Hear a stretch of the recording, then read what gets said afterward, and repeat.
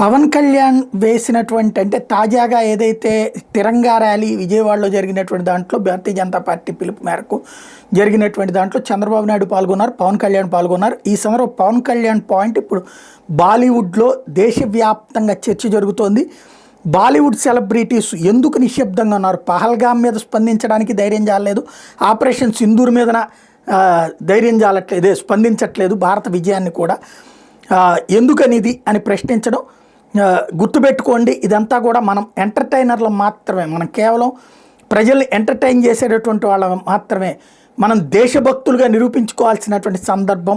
Real heroes సైన్యమే, మనమేమి సైన్యం కంటే గొప్పవాళ్ళం కాదు అన్నటువంటి విషయం గుర్తుపెట్టుకోవాలి బాలీవుడ్ యాక్టర్స్ అంటూ పవన్ కళ్యాణ్ చేసినటువంటి ప్రసంగం ఏదైతే ఉందో అది ఇప్పుడు దేశవ్యాప్తంగా చర్చనీయాంశం అవుతుంది. వివిధ రాష్ట్రాల్లో దాన్ని బేస్ చేసుకుని క్వశ్చన్ చేస్తున్నటువంటి పరిస్థితి ఉంది.